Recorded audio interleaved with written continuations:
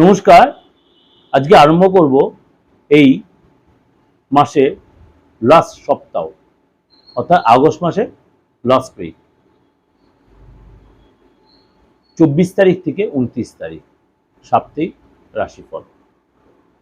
এই মাসে গ্রহদের কিছু সিচুয়েশন চেঞ্জ হবে এই সপ্তাহে, অর্থাৎ মাসের শেষ সপ্তাহ।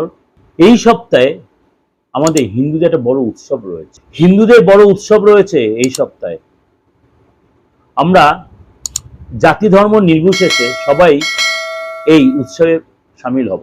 আশা করি সবাই বুঝতে পারছেন কি উৎসব। রাখি বন্ধন, রাখি উৎসব, অর্থাৎ ভ্রাতৃত্বের বন্ধন। এই সপ্তাহেই সেই উৎসব রয়েছে এবং এই পূর্ণিমার দিন, রাখি পূর্ণিমার দিনই আবার চন্দ্রগ্রহণ রয়েছে। সেটা নিয়ে আলাদা আমি আলোচনা করব যে সূতককাল বা সেটা আমাদের ভারতবর্ষে দৃশ্যমান কিনা, কখন থেকে কখন, বা রাখিতে ভদ্র সময় কোনটা, অর্থাৎ ভদ্রকাল কোন সময়, কখন রাখি পড়ে, সেটা আলোচনা একটা দেবো, আপনাদের নিশ্চয়ই দেবো। আজকে সেফ আলোচনা করব এই সপ্তাহটা গ্রহ রাশির সিচুয়েশন অনুযায়ী 12 রাশির ক্ষেত্রে কি এফেক্ট দেবে। চলুন তাহলে আলোচনা করি। অর্থাৎ এই সপ্তাহে 20 আগস্ট অলরেডি হয়ে গেছে, অর্থাৎ লাস্ট সপ্তাহে শনি মীন রাশিতেই বক্রিয়, সেটা আপনাদের কাছে প্রোগ্রাম কিন্তু অলরেডি প্রেজেন্ট করেছি। সেটা লাস্ট উইকে হয়ে গেছে, তার এফেক্টটা তো দেবেই। এবং 22 আগস্ট এটাও হয়ে গেছে, তার এফেক্টটাও দেবে। 22 আগস্ট বুধ কর্কট রাশি থেকে ছেড়ে সিংহ রাশিতে গিয়ে ত্রিগোই যোগ তৈরি করছে। আমরা আলোচনা করব কিন্তু 24 তারিখ থেকে, অর্থাৎ এই এফেক্টগুলো পাবেন। এবং সূর্য রয়েছে তার নিজ রাশিতেই, অর্থাৎ সঙ্গে ত্রিগোই যোগ তৈরি হচ্ছে, বুধায়িত্ব যোগ তৈরি হচ্ছে।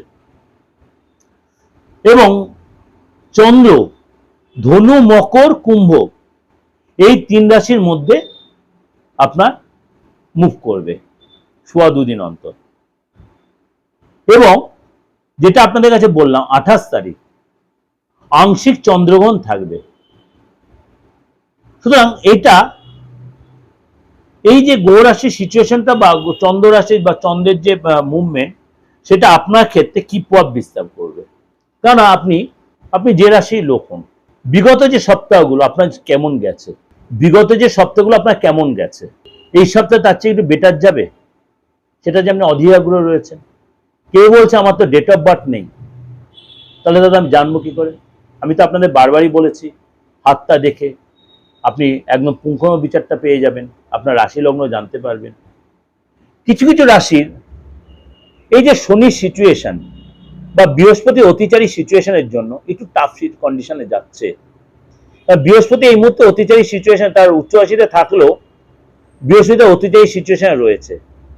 31 অক্টোবর পর্যন্ত বৃহস্পতি কিন্তু কর্ক রাশিতেই থাকবে, তারপর সেটা সিংহ রাশিতে গমন করবে।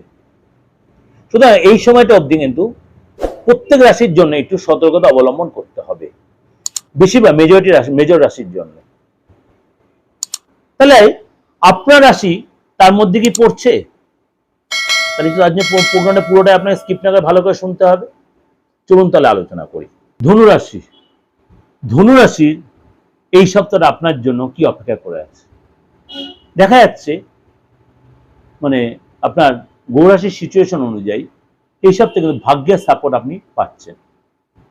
আপনাকে অনেক বেশি প্রচেষ্টা করতে হবে, তাহলে কিন্তু আপনি সফলতা পাবেন। আর্থিক দিক দিয়ে সফলতা পাবেন এবং আপনি কোনো দীর্ঘদিনের কোনো চেষ্টা ছিল, সেখানে আপনি ডেভেলপ পাবেন। কর্মচারী বসের সাথে অবশ্যই আপনাকে অ্যাডজাস্ট করে চলতে হবে। কাজের জায়গায়, বিশেষ করে আপনি চাকরি করেন, সরকারি হোক বা বেসরকারি হোক, আপনি নিজে যদি বস হন, আপনার কর্মচারীদের সাথে আপনি তর্ক বিতর্ক অশান্তি এড়িয়ে চলবেন। বা আপনি নিজে স্টাফ হন, তাহলে আপনাকেও বস কি বলছে বোঝার চেষ্টা করবেন, তর্ক বিতর্ক সেখানে অশান্তি এড়িয়ে চলবেন। শরীর স্বাস্থ্য ভালো থাকবে এবং বাবা জীবনসাথী শরীরের প্রতি অবশ্যই একটু যত্নশীল হন।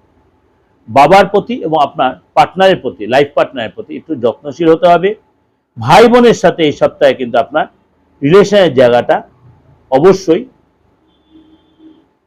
যত্নশীল হওয়াটা খুব প্রয়োজন। কোনো অশান্তি, বিশেষ করে কোনো সম্পত্তিগত কারণে, ফ্যামিলি কোনো ব্যক্তিগত কারণে কোনো তর্ক বিতর্ক, অশান্তি পরিবেশ তৈরি হতে, সেগুলো একটু এড়িয়ে চলাটা বেটার হবে। এই সপ্তাহে কিন্তু আপনার 24 তারিখ এবং 30 তারিখ, এই সপ্তাহে 24 থেকে 30 তারিখ আপনার জন্য যথেষ্ট লাভদায়ক। বাকি দিনগুলো আপনার জন্য একটু ঠিকঠাক, কিন্তু আপনাকে যে কোনো শুভ কাজ, যে কোনো এমার্জেন্সি কাজ, যে কোনো ভালো কাজ অবশ্যই 24 আর 30 তারিখ, 24 থেকে 30 না, 24 আর 30 তারিখ আপনাকে রাখার চেষ্টা করবেন বা তুলে নেওয়ার চেষ্টা করবেন। বাকি দিনগুলো আপনার ঠিকঠাক থাকলো, একটু আপনাকে সংযত, অ্যাডজাস্টেবল মেনটেন করে চলতে হবে।